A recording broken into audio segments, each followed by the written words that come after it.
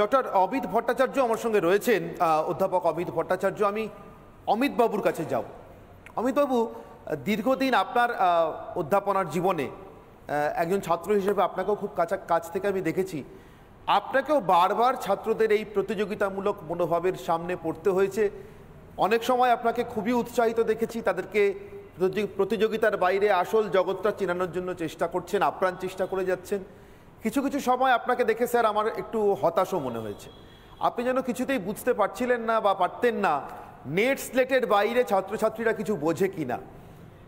অবধের এই ডক্টর রাম মনোহর লোহিয়ার নামাঙ্কিত বিশ্ববিদ্যালয়ের ছাত্রছাত্রীদের দেখে আপনার কি মনে হচ্ছে? স্যার, নেট এবং স্লেটের বাইরে একটা দুনিয়া আছে, যে দুনিয়াটা ছিল ভারতের, যেটা গুরুকুলের ভারত, সে দুনিয়ায় ভারত ফিরছে? না, খুব প্রাসঙ্গিক একটা প্রশ্ন। কথা হলো, বিশ্বের ভালোবাসা যায় স্বদেশের প্রথমে বাসিলে।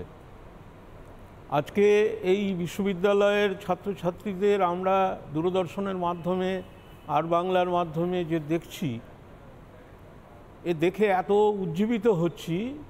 আমার দীর্ঘ অধ্যাপনা জীবন অভিজ্ঞতার নিরিখে বলছি।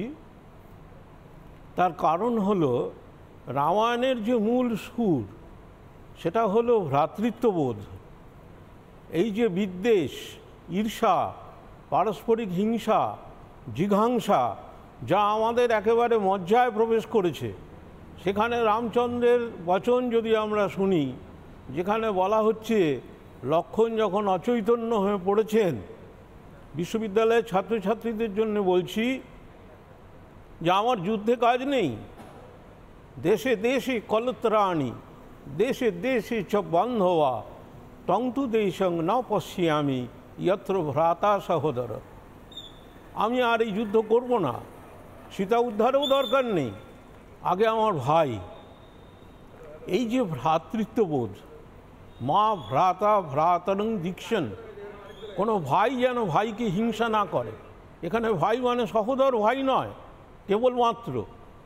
সারা ভারতবর্ষের আঙ্গিকে যদি চিন্তা করি, তাহলে ভারতবর্ষে এই ভ্রাতৃত্ববোধ, যা একটা রাজনৈতিক শিক্ষাও বটে, সেটা কিন্তু আনা অত্যন্ত জরুরি, যেটা বিশ্ববিদ্যালয়ের এই ছাত্রছাত্রীরা পথ দেখাচ্ছেন। এবং আরও ভালো লাগছে সেই অমোঘ বচন শুনে, যে যতদিন পৃথিবীতে নদী থাকবে, যতদিন পৃথিবীতে পর্বতমালা থাকবে, যতদিন পৃথিবীতে বনানী থাকবে, ততদিন শ্রীরামচন্দ্র থাকবেন। यावत् स्थास्यन्ति गीरय सरितश्च মহিতলে তাবৎ রামায়ণী কথা লোকেষু প্রচরিষ্যতি। আজকে বিশ্ববিদ্যালয়ের এই তরুণ প্রজন্মের ছাত্রছাত্রীরা আমাদের নতুন আলোকবর্তিকা দেখাচ্ছেন। তাদের জন্য আমরা গর্ব অনুভব করছি। কুজন্তং রাম রামেতি মধুরং মধুরাক্ষরম আরুহ্য কবিতা শাখাং বন্দে বাল্মীকি কোকিলম। এই সুযোগে আর বাংলার মাধ্যমে আমরা দূরদর্শনের সমস্ত শত্রুবৃন্দকে আমরা রামচন্দ্রের জয়গানের সঙ্গে জানিয়ে দিই, যিনি তার স্রষ্টা স্বয়ং বাল্মীকি, তাকেও বন্দে বাল্মীকি কোকিলম, যিনি মধুর অনুষ্টুপ ছন্দে রামায়ণ কথা আমাদের উপহার দিয়েছেন।